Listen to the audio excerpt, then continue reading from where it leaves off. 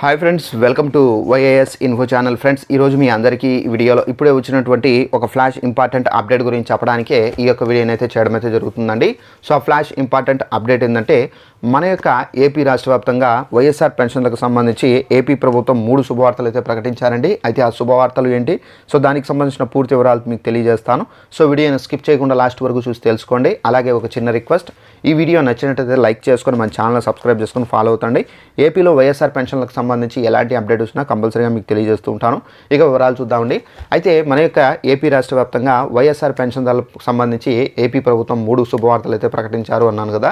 So మొదటి శుభవార్త చూసుకున్నట్లయితే, మన యొక్క ఏపీ రాష్ట్ర వ్యాప్తంగా పెన్షన్కి సంబంధించి మనకేంటంటే ప్రతి నెల వాలంటీర్ బయోమెట్రిక్ అనేది వేసి మనకు పెన్షన్ అయితే ఇస్తున్నారండి. సో బయోమెట్రిక్ పడిన వాళ్ళకు పెన్షన్ అనేది డిలే చేస్తున్నారు. అయితే ఇలా కాకుండా మనకేంటంటే బయోమెట్రిక్ పడకపోయినా కానీ వాళ్ళకు ఫేస్ స్కానింగ్ ద్వారా ఫోటో అనేది క్యాప్చర్ చేసుకుని వాళ్ళకు పెన్షన్ ఇచ్చే విధంగా అయితే ఏపీ ప్రభుత్వం అయితే ఏర్పాట్లు అయితే చేశారండి.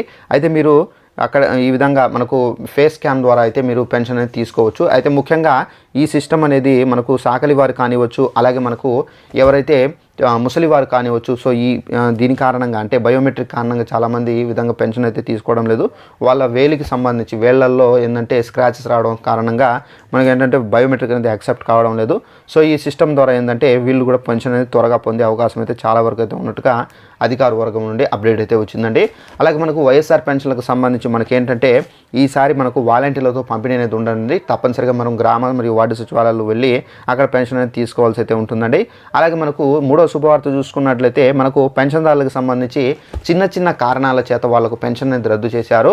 అయితే కరెంటు బిల్లు యూజ్ చేశారని చెప్పేసి ఈ విధంగా కొన్ని చిన్న చిన్న కారణాల చేత వాళ్ళకు పెన్షన్ అనేది రద్దు చేశారు. అలా ఎవరైనా ఇష్యూస్తో మీరు బాధపడుతుంటే కనుక తప్పనిసరిగా మీరు స్టెప్ స్టేషన్ దగ్గరికి వెళ్ళి ఏఈ ద్వారా, అంటే అక్కడ ఉన్నటువంటి ఏఈ ఉంటారు కదా, సో అతని ద్వారా ఏంటంటే మీరు సిగ్నేచర్ అంటే అర్జీలో సిగ్నేచర్ తీసుకొని వస్తే కనుక మళ్ళీ వీళ్ళందరికీ పెన్షన్ అయితే వేసే విధంగా అయితే ప్రభుత్వం అయితే ఏర్పాట్లు అయితే చేస్తున్నారండి.